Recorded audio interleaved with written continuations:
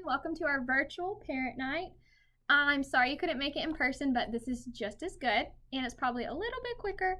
So everybody during parent night is going to be getting this packet, and if you're not here, I will be sending it home in your child's Hawk folder. And so everything in here is any question you might have, hopefully. There's forms about the different specials. There's things that I have an updated schedule because it's changed a little bit, and anything you might need to know, things about our curriculum, ways to help them improve in different areas and work with them at home. But I'm just going to kind of go through everything on a little bit of a fast pace. So our first thing, and as I'm going to go follow along with this page, and this is like our kindergarten, anything you might need to know.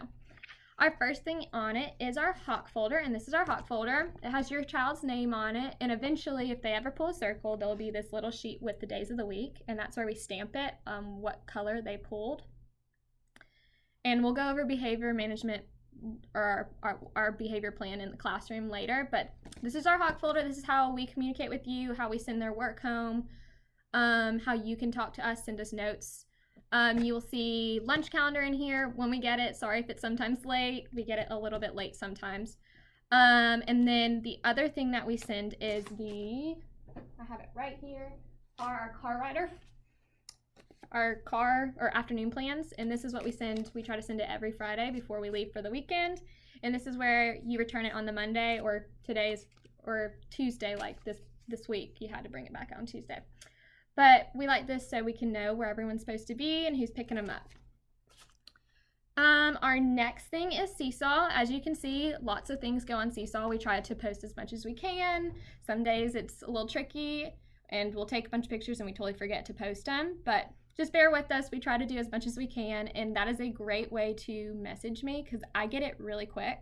It's kind of like a text message. It pops up just like a text message for me. And if I don't even have my phone on me and I'm sitting at my computer, it pops up as an email as well. So I will see your messages very quickly. If I don't reply, sometimes it's because I don't have a minute to reply. I'm talking with the students, so just give me a minute to reply. Usually I always do. If you have any problems with Seesaw, just please let me know. I think every single person's in. I've been checking online and can see everybody. So hopefully it's working for everyone. For our snack and lunch, we have snack every day, and we have it around 9:30, and that's a great time to send a little bit of a snack. That's something that's going to keep them going through the morning, and we like to have a water bottle every day, so make sure it's not juices and milk or anything because we're having this in the classroom, and with the carpet, if anything spills, it can really get sticky or attract ants or bugs, etc. But let's try to keep candy away and heavily sweets because this is still their morning time and they have a lot to still do before lunchtime. And I notice if we have any sugar, it gets them really crazy. I'm fine if there's like little cookies to eat. That's okay. Just try to keep candy out of the snacks. It's okay if there's a little sweet treat in lunch, but in the morning it can be a lot of sugar. For carpool, we have our dismissal at 3, which everybody knows. The one thing that I just want to make sure everyone knows is do not come down the first lane of the parking lot, come down the middle lane. Because if you come down the first lane, there's usually middle school people already lining up, even though they're not supposed to. And also you would be cutting off everybody who's been waiting in line for our kindergarten dismissal. And that's pretty much it for carpool. Library books. So we've started library, and everyone's done really well with returning their books. My policy in my classroom is we have a little basket, and so we check books out on Friday, and you can take them home, and then you need to return them by that next Friday. Now, if you don't return your book, the book that you check out that day, when we go up to that Friday library, if you haven't returned your book, you can still check out a book, but it's going to stay in the classroom until your old book comes back. And so if your child doesn't bring a book home, that's why they just need to return their books. For tardies and absences, just make sure you email Simone Dupree at our attendance office. If you know your child's not coming in, it's better to do it as early as you can so she can see it in the morning because remember, it's a pre-K 3 through 12th grade school. So, I mean, you got tons of people of all different ages, and she's trying to find a lot of the seniors who are driving or juniors driving. And so it can be a little bit tricky trying to know who's here and who's not. So if you know they're not going to be here, please send it as soon as you know. You can do them in advance as well. For tardies, we go to 8:20, and I haven't had any problems this year with it, which is awesome. As soon as it's 8:20, make sure you go up to the attendance office, which is in the 1st and the 2nd grade circle, and sign your child in, and then they'll call me, and I'll be waiting by my door and just send them in. And everyone's done great with that. For clothes in our classroom, everyone has some, and if we have any accidents, I'll send a note to return clothes or a clean set of clothes, because we do have accidents. We're in kindergarten. We do have where we spill on ourselves lunch or a snack or a drink or whatever. So it's always great to have clothes. I'll let you know if your child's missing something in their box, though. For shoes, this is one big thing that it's a little tricky when there's a lot of students and we have so many kids who wear shoelaces on their shoes. They're not Velcro, they're not like the slip-on. Most are shoelaces. That's really tricky. So for us, because we're constantly tying shoelaces and we're constantly trying to double knot them so they don't keep coming undone. So really try to practice having your child learn how to tie their shoelaces, and we really ask that if they cannot tie their shoelaces, send them in something that they can put on and take off easily. And after Christmas, we will not be tying shoes. So they're going to be walking with shoelaces undone if they're still not able to tie their shoes. Art smocks. I have everybody's art smocks. I think I might miss 2, but I will send notes home for those. That's just to keep paint or whatever they're doing in the art room off of their clothes. But everything she does is washable. So if we have art or you notice there's paint, everything should be washable when they come home. Our next thing is our behaviorment plan or management plan in our classroom. How we do it down here is we have circles. So we do lots of verbal warnings, but when we finally have done at least like 1 to 2 to 3 verbal warnings, that usually results in pulling a circle. And you have 2 green circles, 1 yellow circle, and 1 red. And so when you've had a bunch of verbal warnings, we will say go pull a card, and that's usually your first warning, which is green. You're still on green, which is fine, but it still means you pulled a circle.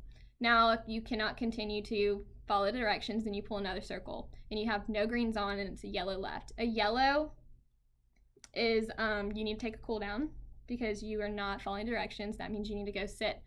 We'll have a spot. We have a spot in our classroom, and you sit and you calm down and think about what you're doing and not following directions. And then usually I'll send you a note too if they pull a circle or anything. And then if they're still having trouble and they have to pull the yellow circle, that's a red circle, and that results in a phone call, an email to your parents, and usually a trip up to Miss Donna's office.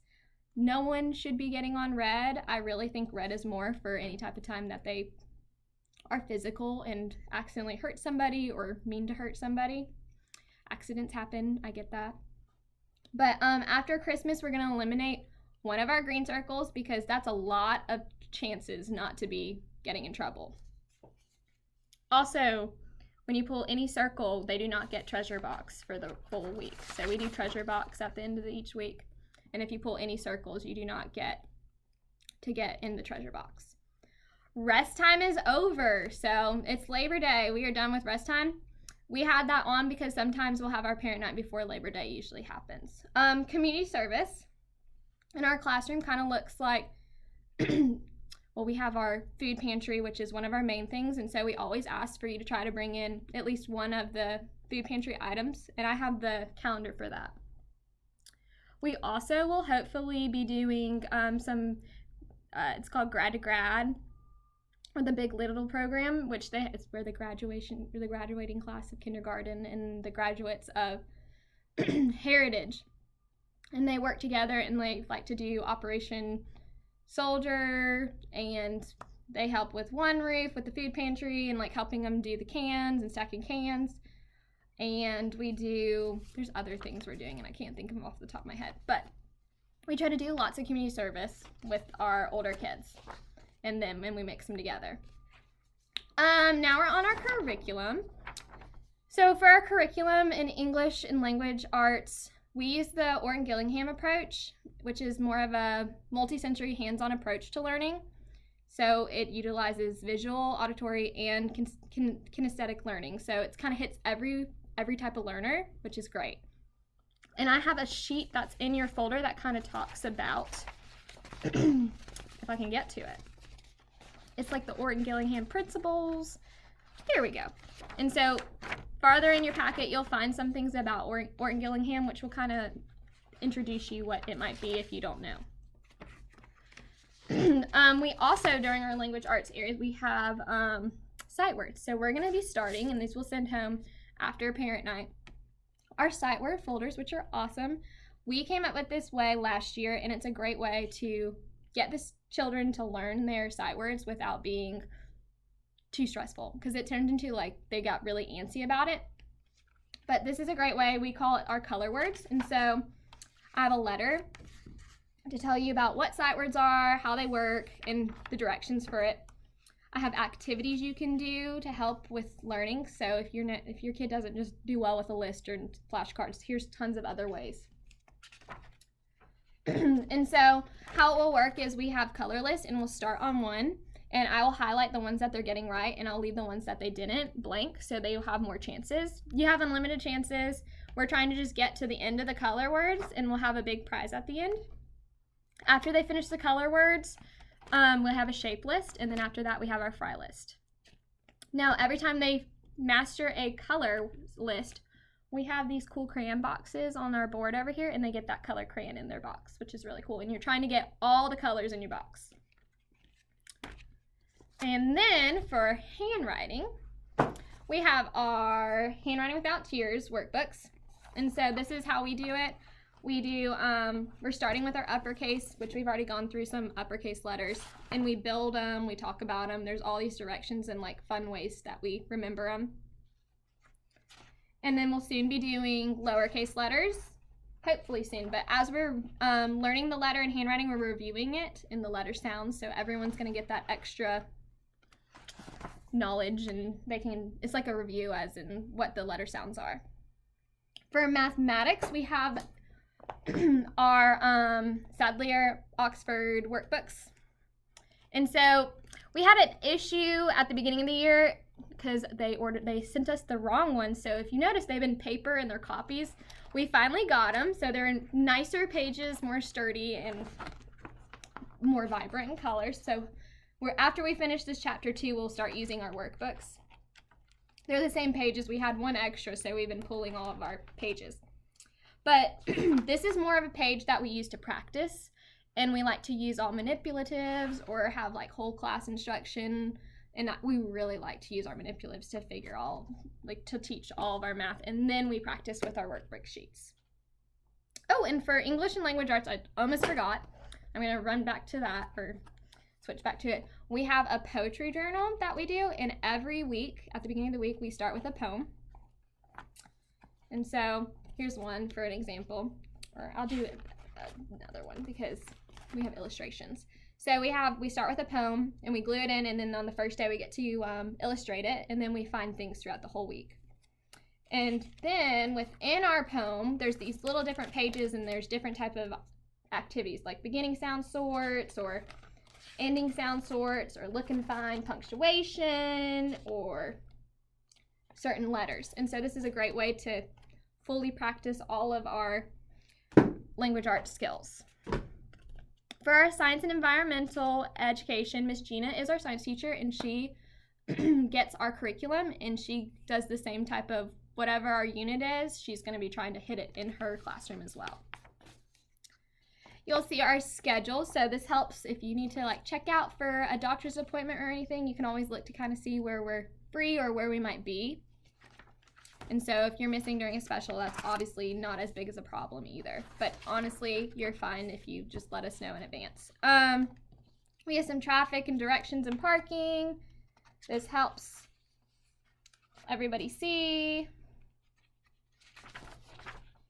what it looks like. Here's our attendance pages for Simone. This is our dress code, which everyone's doing great wearing our dress code. Our playground rules, which are very simple. And then we have our, we have a letter from Miss Donna, and it's about permission to work with other professionals. So if your kid has any type of like speech therapist or occupational therapist or any other type of thing they might have, this is a permission slip for to let us talk to other teachers who might need, who they might work with. And then I have also, this is another copy of the speech letter that I sent home this past week. And if you are interested or think you might want your child to, we used to screen everybody, but we're not screening anybody, or we're only screening certain ones who are requested to be screened again. And so if you want to get your child screened, that is no problem. You can just sign it and send it back. And then here's our Orton Gillingham principles, which is great. This is from Nan, who has taught all of our teachers. Nan Troutman, she is amazing. And honestly, I love the OG approach. It's amazing. And then these are great ways to help your kindergarten be successful. We have fine motor skills, letter sounds and sight words, all different types of activities to help them become a stronger learner. We got math and socially. And then here is our community service and food pantry needs, and this is kind of the calendar of all the different things, so awesome. And here's some library and specials, all the different specials, and then again the extended day sheet. So if you have any questions, just feel free to reach out to me. But that is really all I have for our parent night, and hopefully you stayed for the whole video. Sorry if it got a little boring, but thank y'all for coming to my parent night video, and have a good night.